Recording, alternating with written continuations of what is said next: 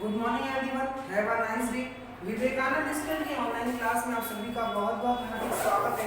और आज हम यहाँ बात करेंगे क्लास 7 की। क्लास 7 के अंदर अपना विषय है विज्ञान, और विज्ञान विषय के अंदर अपन पढ़ रहे हैं चैप्टर नंबर जो है 16, जल एक बहुमूल्य संसाधन है। चैप्टर नंबर 16 का क्या नाम है? जल एक बहुमूल्य संसाधन। चैप्टर का नाम ये कि जल एक बहुमूल्य संसाधन है। इस चैप्टर के अंदर अपन बात करेंगे कि जल जो है हम किस तरीके से जल प्रबंधन को रोक सकते हैं, जलों का हम किस तरीके से उपयोग कर सकते हैं और हम उन्हें किस तरीके से बचा सकते हैं।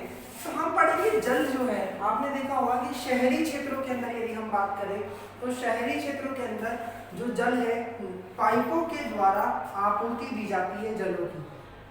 जल जो है कैसे प्राप्त किया जाता है? पाइपों के द्वारा। आपने ये भी देखा होगा कि पाइप जो होते हैं वो काफी दूर दूर तक होते हैं, काफी बड़े होते हैं। तो उनके अंदर क्या होता है? कुछ रिसाव होता है, जिस रिसाव के कारण कई लीटर, कई लाखों लीटर जो है जल व्यर्थ हो जाता है।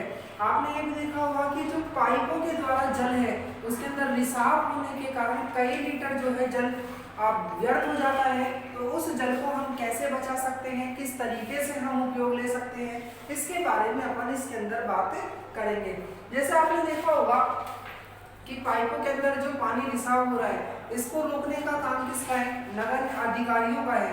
तो ये अधिकारी जो है इनको रोकना चाहिए, हमें अपने स्तर पर प्रयास करने चाहिए और गवर्नमेंट को भी, गवर्नमेंट के जो अधिकारी हैं उनको भी अपने स्तर पर प्रयास करने चाहिए।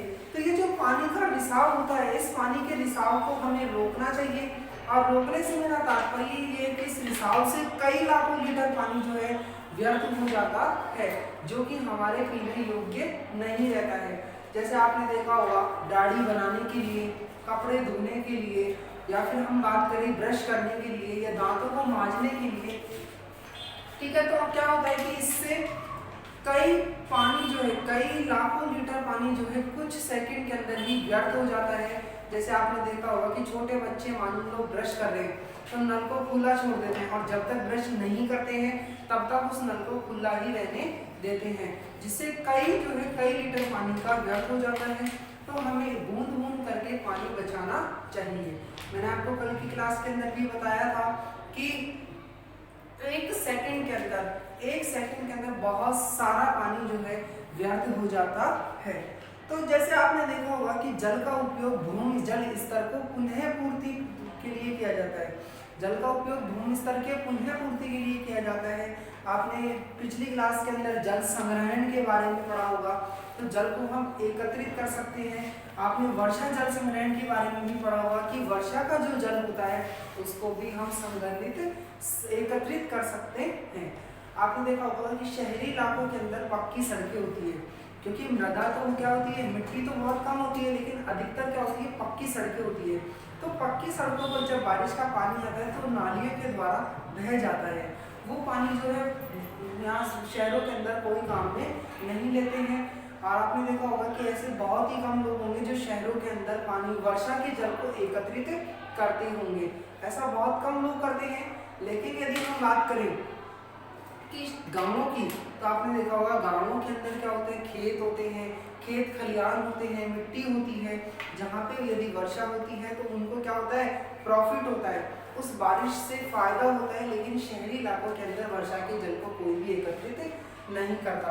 आप यदि कभी गाँव का ग्रामीण क्षेत्र यदि आपने देखा होगा तो ग्रामीण क्षेत्र के अंदर आपने देखा होगा कि बावड़ी होती है, ठीक है। लोग क्या करते हैं कि वर्षा के जल को एकत्रित करने के लिए बावड़ियों का निर्माण करते हैं, बावड़ियां बनाते हैं, जिससे क्या होता है, वर्षा का जल एकत्रित हो सकता है। लोग क्या करते हैं कि छतों के ऊपर टंकी रख देते हैं, या फिर बाल्टी के द्वारा एकत्रित कर लेते हैं, या फिर हम बात करें कि जो वर्षा का जल है वो छतों के द्वारा डायरेक्ट अपने खेत के अंदर पहुंचा देते हैं। ऐसे बहुत सारे काम हैं जो कि उन गाँवों के अंदर किए जाते हैं। तो गाँवों के अंदर जो वर्षा का जल होता है उसको संग्रहित किया जाता है, एकत्रित किया जाता है। लेकिन शहरी इलाकों के अंदर आप सभी को पता है कि शहरी इलाकों के अंदर कोई भी वर्षा के जल को एकत्रित नहीं करता है। यहाँ के लोग जो है, शहरी इलाकों के जो लोग हैं उनको पानी की, जल की कोई अहमियत पता नहीं होती है, क्योंकि ये सोचते हैं कि भाई अपन को ही है ना जो सारा जल मिल रहा है, आगे भविष्य में अपन को जल की जरूरत नहीं है। ऐसी सोच कौन रखते हैं? शहरी क्षेत्र वाले। लेकिन यदि मैं ग्रामीण क्षेत्र की बात करूं तो ग्रामीण क्षेत्र के अंदर एक एक बूंद पानी की बहुत अहमियत पता होती है। वहां पर क्या होता है कि सॉरी, वहां पर क्या होता है कि एक बाल्टी पानी लाने के लिए 2 किलोमीटर या 3 किलोमीटर पैदल चल करके सिर के ऊपर पानी रख करके लेकर के आना पड़ता है। तो उन लोगों को क्या है, पानी की अहमियत पता होती है। लेकिन आपने देखा होगा कि सिटी के अंदर यदि हम बात करें, शहरी क्षेत्रों की यदि हम बात करें, तो शहरी क्षेत्रों के अंदर क्या होता है, मोटर चला देते हैं, तुरंत पानी आ जाता है, ठीक है। लेकिन गाँवों में क्या होता है, ऐसा बहुत ही कम होता है।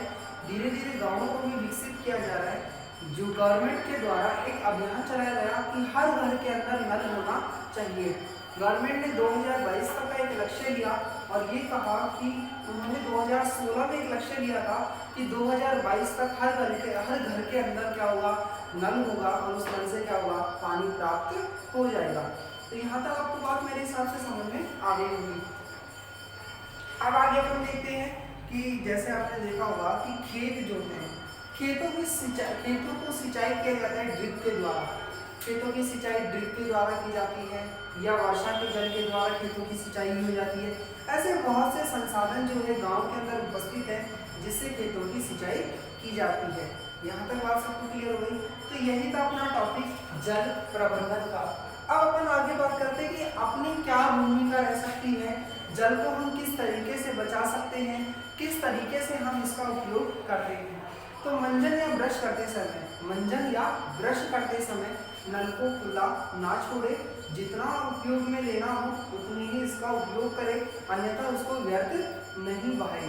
तो ये बात आपको समझ आ गई। दूसरी बात, फर्श को धोए नहीं। आप क्या करते हो, फर्श पे पाइप लगा देते हो और धोते रहते हो, तो फर्श को आपको धोना नहीं है, आप फर्श के ऊपर पोंछा भी लगा करके काम चला सकते हो। पोंछा लगा करके भी काम चला सकते हो आपको धोने के बजाय, क्योंकि धोने में क्या होगा, ज़्यादा पानी वेस्टेज होगा और जो है पोंछा लगाने के अंदर कम पानी में भी काम चल जाएगा। ये बात आपको समझ में आ गई। अब अपना आगे पादपों पर जल की कमी का क्या प्रभाव पड़ता है। नेक्स्ट टॉपिक है अपना पादपों पर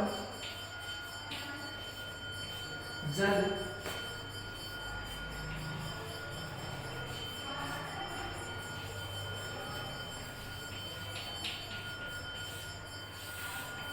अब देखिए नेक्स्ट टॉपिक अपना क्या है कि पादपों पर जल की कमी का क्या प्रभाव पड़ता है।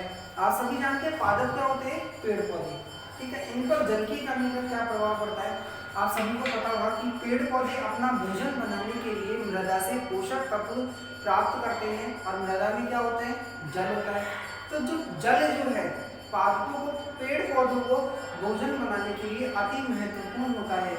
यदि आपने कई बार देखा होगा कि गमला जो होता है, गमले के अंदर यदि हमने पानी नहीं डाला, चाहे 10 दिन तक मान लो हमने पानी नहीं डाला, तो जो पौधा है वो क्या होता है, मुरझा जाता है। क्यों? क्योंकि वो अपना प्रकाश संश्लेषण की क्रिया में अपनी भोजन नहीं बना पाते हैं, जिसके कारण वो मृत हो जाते हैं और वो सूख जाते हैं। आप सभी ने देखा होगा कि जैसे बड़े पेड़ पौधे होते हैं उनको तो कोई दिक्कत ही नहीं होती है, क्योंकि जो बड़े वृक्ष होते हैं, जैसे मान लो नीम का वृक्ष है, तो ये वृक्ष जो है अपना प्रकाश संश्लेषण की क्रिया स्वयं कर लेता है। लेकिन जो छोटे पादप होते हैं, छोटे पौधे होते हैं, उनको प्रकाश संश्लेषण करने के लिए जल की आवश्यकता होती है। प्रकाश संश्लेषण की क्रिया करने के लिए जल की आवश्यकता होती है। अब यदि मैं बात करूं कि हमने यदि पेड़ पौधों को पानी नहीं दिया तो वे अपना भोजन कैसे बनाएंगे, ये बात आप सभी को समझ में आ गई होगी। आपको ये भी पता होगा कि मनुष्य जो है बिना भोजन के 2 या 3 दिन तक जीवित रह सकता है, लेकिन बिना पानी के, बिना जल के 1 दिन भी जीवित नहीं रह सकता है। नहीं मानो तो आप चेक करके देख लेना। तो ये बात आप सभी को मेरे हिसाब से समझ में आ गई होगी कि पादप भी जो है प्रकाश संश्लेषण की क्रिया करने के लिए किसका उपयोग करते हैं, जल का उपयोग करते। यदि मान लो, क्योंकि पादपों के न रहने, यदि मान लो कि पादप जो है यदि उन्हें जल नहीं मिला, मान के चलो सपोज करो कि पादप जो है, पेड़ पौधे जो है, इनको यदि जल नहीं मिला तो आपको पता है कि ऑक्सीजन की कमी होगी, ठीक है। ऑक्सीजन की भी हमारे पास कमी हो जाएगी, ना ही हमारे पास पर्याप्त वर्षा होगी।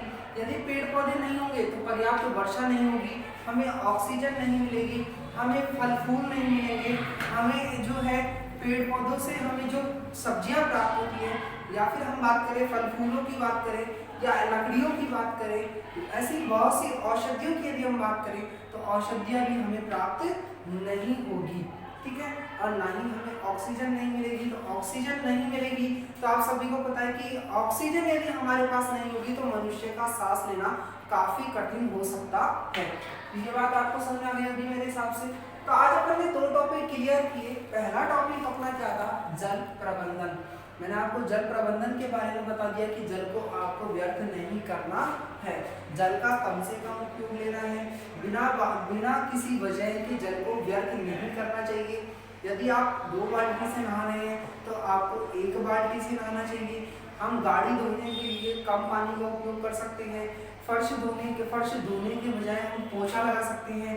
यदि सब्जियां हम धो रहे हैं तो सब्जियों का जो हमारे पास बचा हुआ पानी है जिससे हमने सब्जियां धोई, उस पानी को हम अपने बगीचे में या पेड़ पौधों के अंदर भी डाल सकते हैं।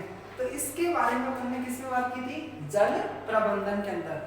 और अपना जो दूसरा टॉपिक था उसमें हमने क्या बात की थी कि पादपों पर जल की कमी का क्या प्रभाव पड़ता है, कि पादप यदि जल की कमी होगी पादपों के पास तो हमारे पास ऑक्सीजन नहीं रहेगी, ठीक है, ना ही हमारे पास क्या होगा, लकड़ियाँ प्राप्त होगी, ना हमें फल फूल प्राप्त होंगे, ना हमें सब्जियाँ प्राप्त होगी और ना ही हमें औषधियाँ प्राप्त होगी।